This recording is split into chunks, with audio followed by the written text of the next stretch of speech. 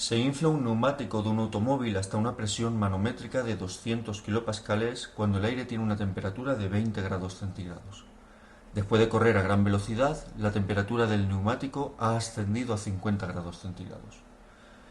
El apartado A nos pide, suponiendo que no haya variado el volumen del neumático, hallar la nueva presión manométrica del aire en su interior, suponiendo gas ideal.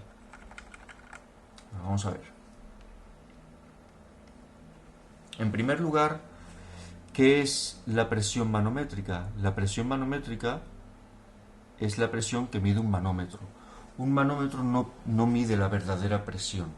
Si nosotros medimos con un manómetro la presión del aire dentro de una rueda deshinchada, obtendremos un valor de cero. La lectura que nos da el manómetro es de 0 atmósferas o de 0 pascales o de 0 bares o la unidad de medida que tenga. Sin embargo, la presión del aire dentro de una rueda deshinchada no es cero, porque la rueda no está al vacío. La presión del aire dentro de una rueda deshinchada es la atmosférica. Así que la presión manométrica va una atmósfera por detrás de la presión real. Si queremos saber la presión real, voy a escribir aquí presión 1, presión sub 1, como la presión antes de que el coche corra a gran velocidad, será la presión manométrica más una atmósfera, y una atmósfera son aproximadamente 101 kilopascales. Esto nos da 301 kilopascales, que será la verdadera presión. La temperatura al principio es de 20 grados centígrados, habrá que pasarlo a Kelvin. Le sumamos 273 y obtenemos 293 Kelvin. La temperatura al final es de 50 grados centígrados. Si le sumamos 273, obtenemos la temperatura en Kelvin, que es 323 Kelvin. Bueno, vamos a calcular la presión que tiene el neumático después de correr a gran velocidad, cuando tiene 50 grados centígrados. Para ello podemos usar esta expresión: presión 1 partido temperatura 1 es igual a presión 2 partido temperatura 2, que si no sabemos de dónde viene, en un momentito la explicamos cuando acabemos el apartado. Entonces la presión 1, 301 kilopascales. 301 por 10 elevado a 3 pascales. Temperatura 1, 293 Kelvin. Presión 2 no la conocemos, la queremos calcular. Y la temperatura 2, 323. Si despejamos de aquí la presión,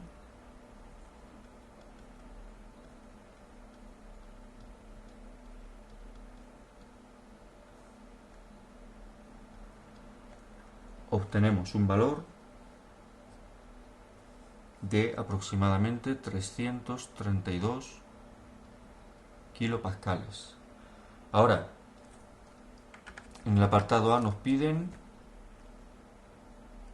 la nueva presión manométrica. Recordamos que la presión manométrica no es la presión real. La presión manométrica siempre es una atmósfera inferior. Así que la presión manométrica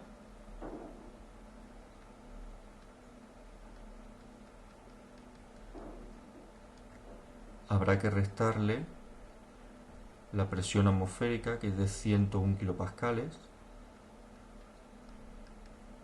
y obtenemos que es 231 kilopascales. Esta es la presión manométrica de la rueda, que observamos si la comparamos con la inicial, ha subido en 31 kilopascales. Un breve inciso. ¿De dónde ha salido esta fórmula? De que presión 1 partido temperatura 1 es igual a presión 2 partido temperatura 2. Bueno, sale de la ley de los gases ideales.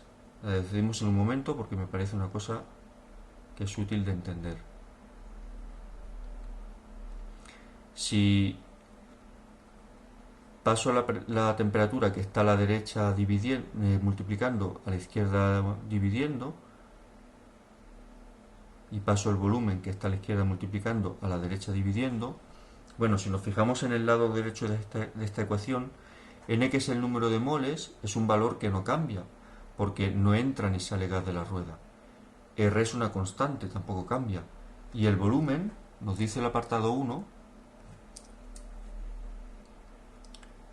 que no ha variado. Por lo tanto, tampoco cambia. Si el lado de derecho de la ecuación no cambia, es constante, va a dar siempre el mismo valor, entonces el lado izquierdo, que es igual, también es constante, tampoco cambia y también va a dar siempre el mismo valor. Así que el resultado de dividir presión entre temperatura antes de que el coche circule debe ser igual al resultado de dividir presión entre temperatura después de que el coche circule. Y de ahí sale esta fórmula que usamos aquí. Apartado B. No nos va a caber. Nueva página.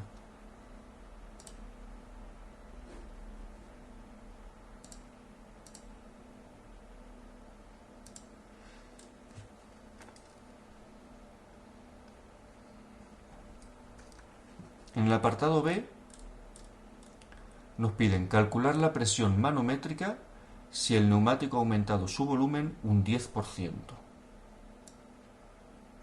Bueno, si el neumático ha aumentado su volumen un 10%, de repente nos encontramos con la situación de que el volumen de aquí sí que cambia. Así que no podemos utilizar la expresión anterior. ¿Qué hacemos? Bueno, vamos a llevar el volumen que está aquí dividiendo, aquí arriba multiplicando, y de nuevo tenemos que el lado derecho es constante, el lado derecho no cambia, el número de moles no cambia, no entra ni sale gas, y R es una constante que tampoco cambia. Así que podemos escribir que en este caso presión 1 por volumen 1 partido temperatura 1 es igual a presión 2 por volumen 2 partido temperatura 2. La presión 1 la teníamos aquí arriba, 301 kilopascales.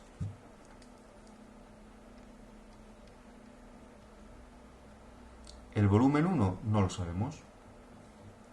La temperatura 1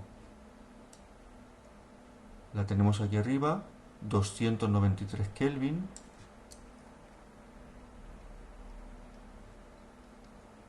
La temperatura 2 era 323 Kelvin. La presión 2 la desconocemos. Y el volumen 2, vamos a recordarlo,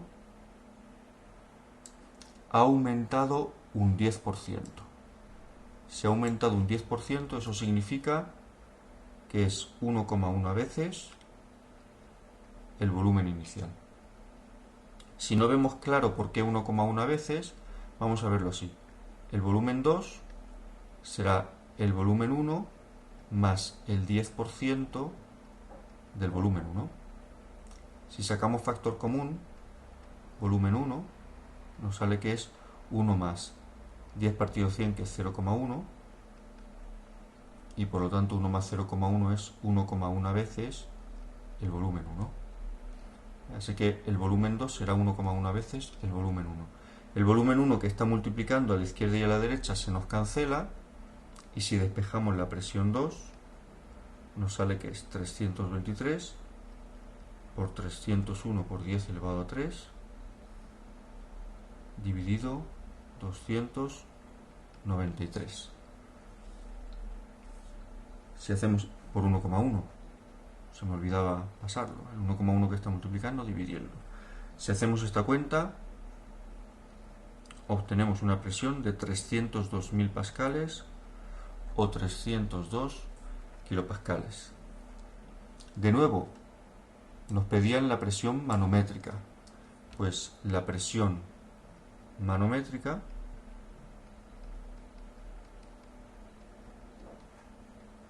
le restamos la presión atmosférica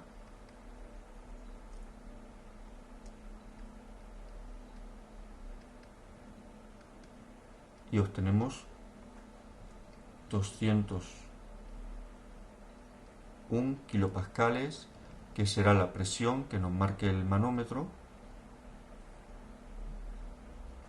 cuando midamos la rueda.